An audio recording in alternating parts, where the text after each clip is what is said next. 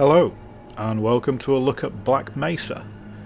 Now, Black Mesa is the name of this complex we're in, and if you're wondering why it sounds familiar, or if you already know, it's because it's from Half-Life.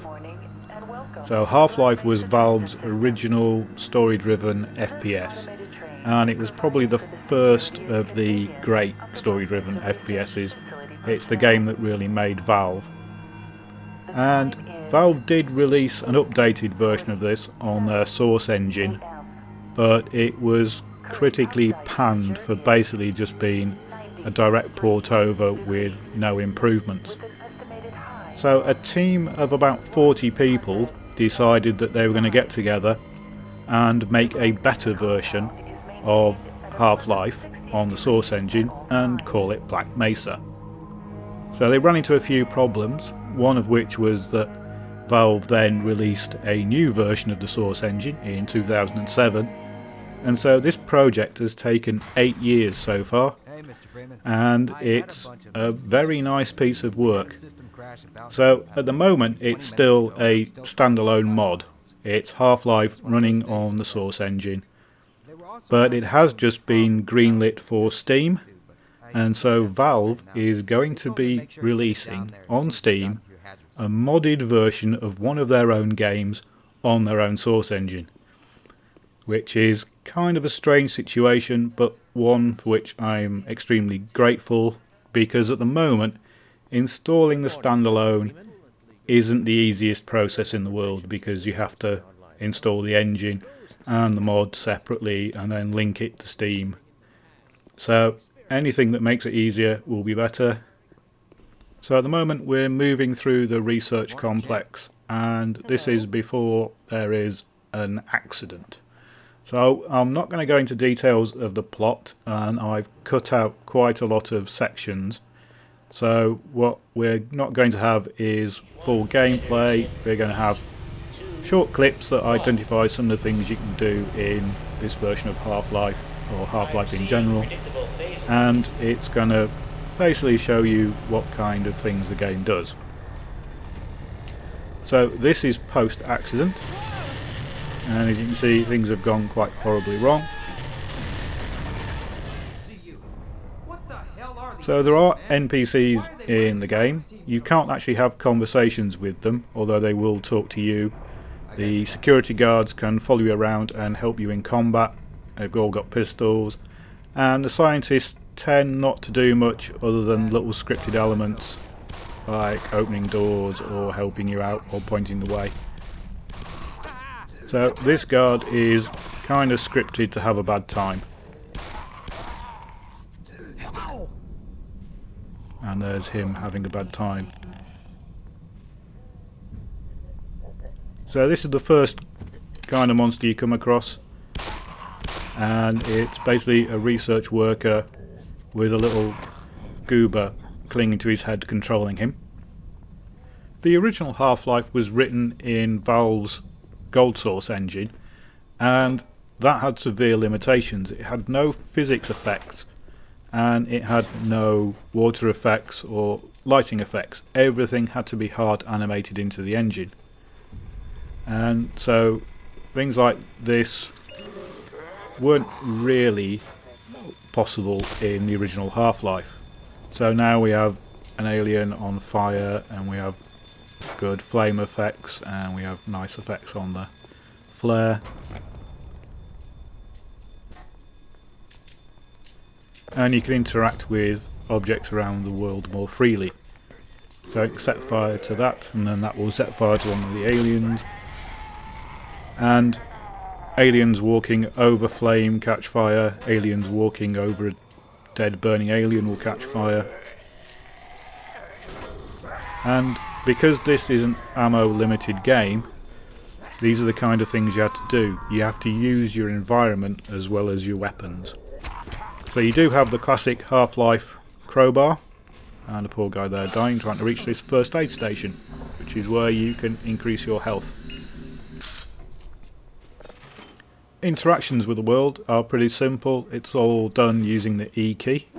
I just have to kill this guy off before we can open this valve. So everything is E, picking objects up, using objects, manipulating anything. So there's often loot inside wooden cases. So as you can see, this is pretty much just an updated version of original shooters. Yeah, you have to pick up ammo drops and health drops and energy drops. And it's got the infamous crouch jump. So if you press space, you do a little jump. If you press crouch and space, you do a higher jump. Now in days when I was young, this was quite a common system. But trying to get back into the hang of it these days is a bit odd. Because nowadays we just tend to have one jump, which is space. So crouching and jumping is a bit unusual now. And it took me a while to get the hang of it. It's the timing issue. But once you've got a hang of it, it's not too bad. And there's a lot of air vent crawling in this game and looking for alternate routes past obstacles or monsters. So not everything has to be a straight up fight.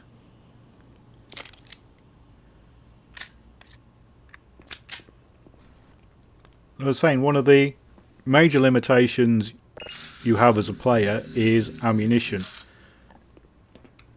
In a lot of games these days, health is your limiting factor, but in Black Mesa you have bullets and you have health and you have energy and you have a whole host of different things that limit your combat effectiveness. And combat against monsters usually isn't too bad. There's quite a few that have ranged attacks, and there's some irritating little gribblies that are about to come up, which are a bit of a nightmare to hit. But it's when you start facing other human characters that you discover just how hard Black Mesa can be. So these are the irritating little jumping things, which are really hard to hit with a gun. And if the jumping system wasn't hard enough, there are jumping puzzles. Now in the original engine, all of this was animated. So when you jumped, an animation took over and you landed on the box. But now, because it's got proper physics, the jumping is handled in the engine. And so the jumping puzzles are actually harder than they used to be. Now there's not too many of these jumping puzzles if you have nightmares about them, but they are quite tricky. And again, it's something that's missing from a lot of shooters nowadays, any kind of puzzle or dexterity challenge. As you can see, I just failed that one. So monsters do randomly appear at times. That's one of these little squealy pig things. And these are the things that I hate the most. They're kind of like lasso things that grab you and drag you up to the ceiling, and sometimes they just appear out of nowhere. They're quite easy to kill, but they're also quite easy to miss in certain environments. Gordon, if I had known it was you, I would have let you in. Everybody's heading for the surface, but I think they're crazy. If we stay put, someone is bound to come and rescue us. Right? So one of the things the modders have done is change some of the voice acting. One of these little buggers latched onto my buddy's head. We gotta get that thing off before... Hey. Thanks.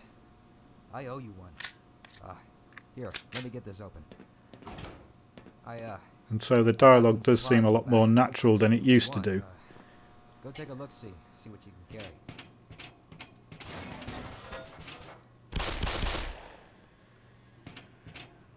So we see one of the health pickups, and in the storeroom we'll get our first new gun, which is the Magnum. And the Magnum is a very limited ammo weapon, but it is a one-shot kill blaster. It will take out most enemies in a single shot if you hit them properly. And there should be an opportunity to show you that coming up right about now.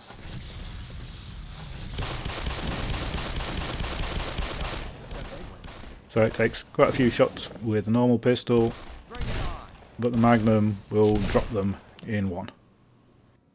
So you can end up with quite a posse of people following you around. So at the moment I think we've got 3 guards and 2 scientists. And the guards can help you out with the pistols, but there are deliberate points put in the game where they can't follow you any longer. And they do have some rather bizarre conversations amongst themselves. Can you access the mail server? Now there are quite a few traps and things knocking around, and here I'm showing you an obvious one. But there are some very well hidden traps and perils. So this is a gun turret, and the gun turrets do a lot of damage. But sometimes, with a bit of thought, you can use them to your advantage. They're not that smart. They will shoot at anything. But they are quite easy to dispatch, and when you have done, the little red lines will go as well. So I was saying earlier that the humans are probably the hardest enemy, and it's just because of the amount of damage at range they do and the amount of time it takes you to kill them. And the AI of humans has been improved a lot in Black Mesa. They will hide and they will wait for you, and their spawn locations have been changed so that sometimes it's a trap.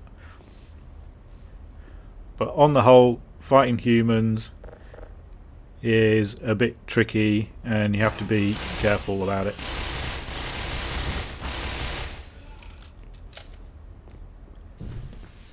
And there are, of course, set pieces and bosses. And this is a classic one from Half-Life with some really nice retexturing and some updated AI.